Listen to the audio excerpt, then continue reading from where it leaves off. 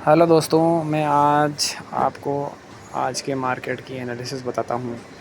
ये Nifty fifty का index है, 1 वीक टाइम फ्रेम है। मैं आपको यहाँ से बताता हूँ स्टार्टिंग से।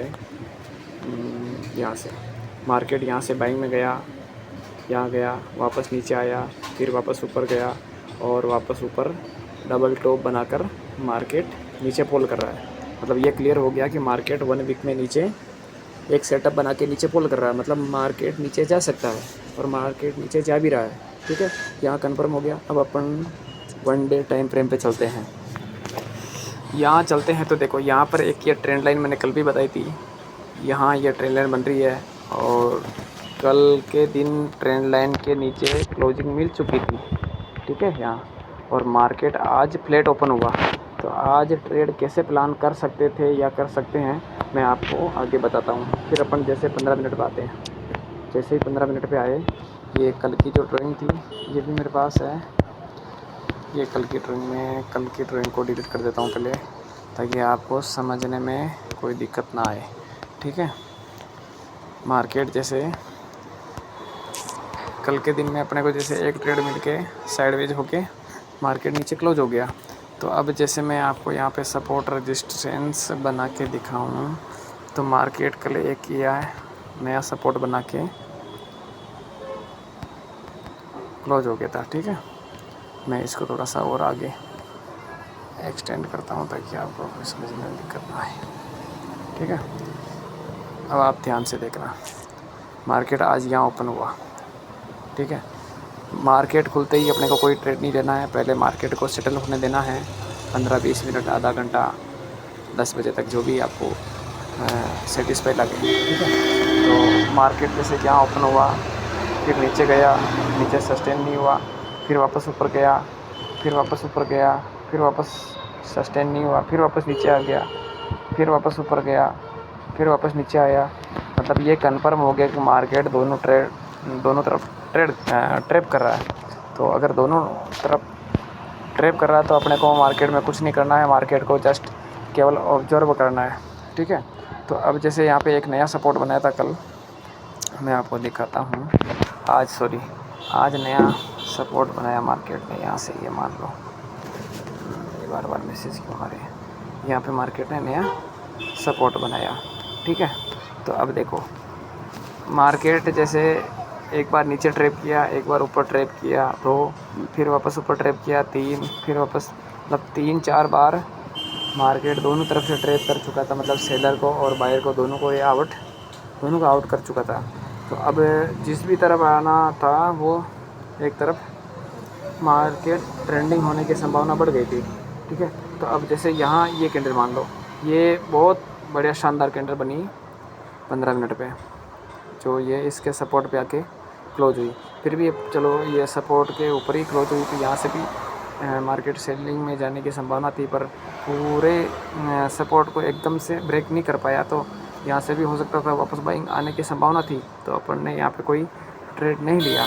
फिर अपन ने और वेट किया। देखो, ये 12:30 वाली जो कैंडल है बहुत ही शानदार बनी और नीचे सपोर्ट को ब्रेक करके अपने सपोर्ट के नीचे क्लोज कर दी। तो अब अगली कैंडल में यहाँ से अपने को एंट्री मिलनी थी 12:45 की कैंडल में अपने को एंट्री मिल रही थी। अब एंट्री प्लान कैसे करते हैं, मैं आपको थोड़ा सा और छोटे टाइम फ्रेम पे चलता हूँ। माफ़ करिएगा, ये कौन सा टाइम फ्रेम पे था, 12:45। ठीक है, अब 12:45 पे अपने को 15 मिनट के टाइम फ्रेम में एंट्री मिल रही थी।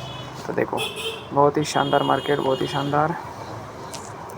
ठीक है, 12:45 की कैंडल 12:40 पे ही अपने देखो 5 मिनट में 12:40 की कैंडल में अपने को एंट्री मिल गई और मल्टीपल रीज़न दिख रहे हैं यहाँ पे सेलिंग में जाने का। मैं आपको और बताता हूँ, पहले मैं आपको ट्रेड बताता हूँ। ट्रेड अपने को कहाँ पे पंच करना था, यहाँ पे 12:45 की कैंडल पे अपने को 24,770 पर सेलिंग का एक ट्रेड मिल रहा था। और रिस्क कितना और आर रेशियो कितना, मैं आपको बताऊँ, देखना आप खुद चौंक जाओगे।